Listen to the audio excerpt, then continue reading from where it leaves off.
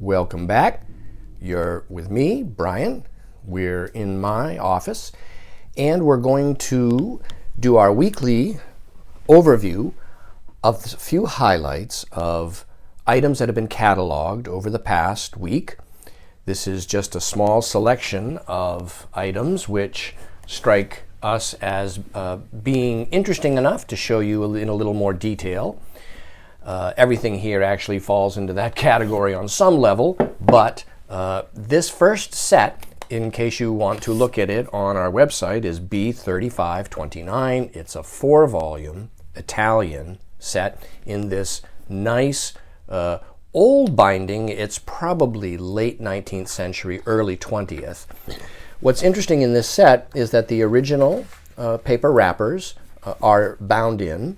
It's a very scarce imprint. It's quite early, 1809 in Bassano, Italy. It's the complete works in 4 volumes. Like so, there are wide margins. It's handmade paper, deckled edges. It's a very handsome set. Contrasting gilt spine labels. Here are some other paper covers. This one, the rear cover, is torn on the corner, but that's a trivial issue for a set as scarce as this. And they're all in this condition. So this first item that we've looked at survives like this.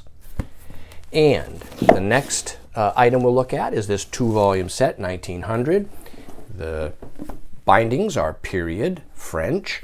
The contents are really pleasing. It's a broad range of topics that include ethnography, science, electricity, engineering, cartography, production industry, and so on. Both volumes are profusely illustrated. There's hours and hours of browsing and reading in a set like this. And this 2-volume set is complete as issued for the year. And there's the title of it. And so that is B3531, in case you want to look at it in more detail. Here's a very nice 3-volume set. These bindings are more modern. They're well done. They're done in a manner meant to mimic the period. This is a scarce American imprint. It is the works of Francis Bacon, complete in 3 volumes, 1854 Philadelphia, an engraved frontispiece like so. The text is square and tight and sound. There is some moderate toning and foxing to the volumes, but it's quite scarce and it's really well bound for a modern binding. Bindings like this, to put this binding on this set would cost in the range of, if not more, than we're asking for the set. The next book is beautiful. I really do enjoy this type of 19th century, mid-19th century publisher's gift binding. It's richly embossed with this intricate vine pattern. And we see that the leather is supple, the boards are beveled, all edges are gilt. Beautiful paisley patterned gilt end papers like so. The volume is square and tight and sound.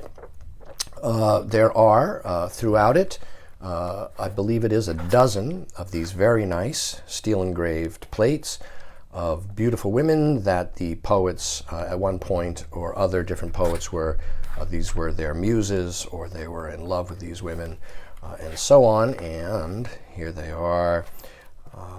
Yeah, this is a beautiful book. It's all the contents are listed at the front. Sir Walter Raleigh is in there and so on.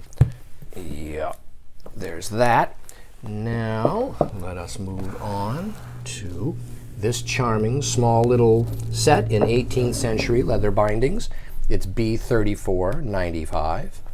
The front cover of the first volume is detached, but I will show you. I'm going to show you now how each volume survives. This one, unfortunately, here. This has happened at some point. The boards are beautifully modeled with that nice running almost a Greek patterned gilt rule. The insides are clean, tight, and sound. There's this nice pair of engraved plates like so at the front. There's the title, 1777 Edinburgh, and that's the first one. Volume 2 is more sound like so. Armorial engraved bookplate, custom to the owner. This joint here is cracked and the board is loosened. The nice thing, though, about this set is once it's on the shelf, it does display very well, like so. Really a lovely set, almost Chippendale style bindings. And this is B3496, another example of a publisher's gift style binding, full grained Morocco with these Greek urn devices. The dentals or turn-ins here are gilt decorated, all edges are gilt. Mid-19th century, like so. And this very, very beautiful 4-volume set has just been cataloged, B3504. It's in a period mid-19th century half leather binding. It's stamped here by Broadfoot, I believe it is, in Padua. Yeah, that's early, 1822, for an Italian imprint. About the revolution in Italy, one of them. The text block is square and clean and tight. There's a very interesting inscription here to Edith Coleridge from her dear brother, Herbert Coleridge. Those are descendants of Samuel Taylor Coleridge, the great English poet. All the volumes look in this condition, well preserved. It's a lovely set, quite scarce. Next is this 4-volume Memoirs of Napoleon, well illustrated, B3503, 4 volumes. You have really attractive spines with the compartments with Napoleonic emblems. The front cover of this is just about detached. The joint is completely cracked or broken. The binding cords are what holds it. And no doubt that type of fault is the result of the book being cranked open to examine that map, as well as to read it and other plates that are within it, like this one here of the Empress Josephine. And we see there's the frontis of Napoleon. There's the title page, 1836. It's complete in 4 volumes. There are quite a number of engraved plates throughout it. It's a very attractive set. There's some moderate toning and light scattered, maybe moderate scattered foxing. The plates especially, no doubt due to the paper that was used. Oftentimes in books like this, because the plates are printed separately on a different paper in a different location and then later bound in, the paper used for the plates is different from the paper used for the text block printing. And so you do wind up often with sets or with books that the plates tone and age differently than the paper around them. And it can also be vice versa. It can also be the paper, the text block paper is toned and the plates are clean. It all just depends. But that's that set. And there's this beautiful 4-volume set, B3497. These lovely full grain Morocco Levant, crushed Levant almost binding. Edition of amateurs here, it says. Complete in 4 volumes, deckled edges. Now this book is a fascinating example of something you rarely see in beautiful leather-bound books, and that is some person here thought they would get out their different colored pens and annotate the first couple chapters in it. So what's interesting about this set is there are 2 versions of each plate. This is actually the frontis is an etching, but many of these plates within it are photo etchings, which are actually very nicely done. The deckled edges make them a little bit elusive to find, but here's a good example of a photo etching that rivals an original etching in terms of the tonal quality of it and the visual appeal of the image. But the ink work that we saw in that volume is confined to the first approximately 70 pages or so. The rest of the set is clean and survives like this. At the front, again, there are always going to be two different versions of the plates, and then there are often numerous illustrations scattered throughout, like Bolingbroke, and those are in two versions, two states as well. All of the books look like this.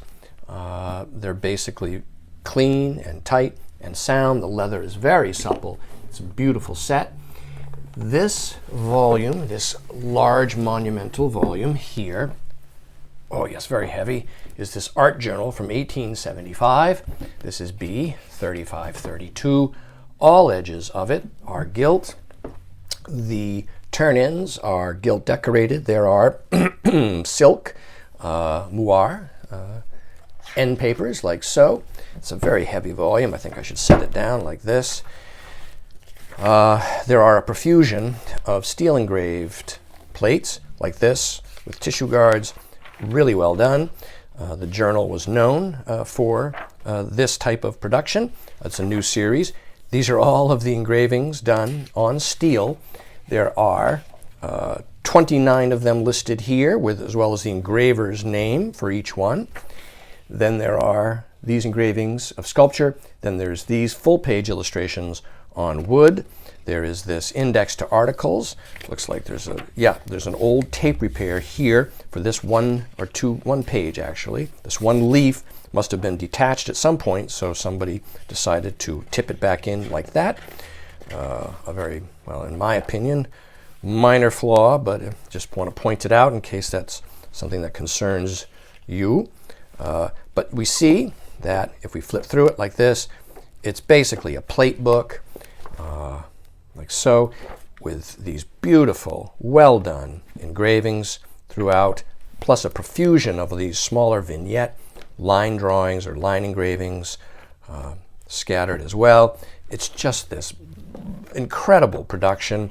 This was quite the annual, and there we are. Look at that. Yeah, very nice series of engravings, often mythological and so on. The history of art, and I think that is a good roundup for some highlights. And more will be cataloged today, and we will be back with you soon. Thanks for watching, and talk to you soon.